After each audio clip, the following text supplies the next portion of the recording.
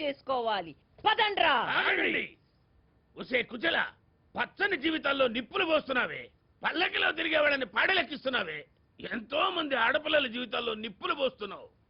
పైవాడన్నీ చూస్తూనే ఉన్నాడే, వీళ్ళందరి ఉసురు తగిలి నువ్వు దిక్కులేని చావుదాస్తావు.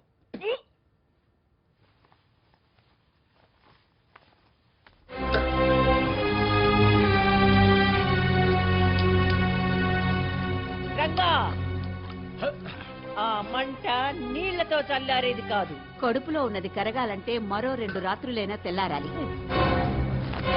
నువ్విక్కడికి ఎందుకు వచ్చావు? నువ్వు ఇక్కడెందుకున్నావు?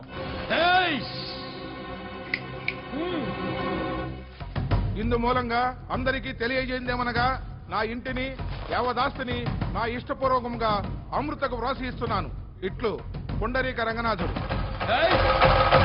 నేను రాసిచ్చాను. చెయ్యొద్దానంటే చిట్టాలు చిట్లిపోతాయి. దబాయించుకు. ఈ చేతి రాత నీది, నీ నుదిటి రాత మాది. మండలాధ్యక్షుల వారు రాజముద్రికతో ఆమోదముద్ర కూడా వేశారు. మర్యాదగా వెళ్ళకపోతే జప్తు చేయవలసి వస్తుంది.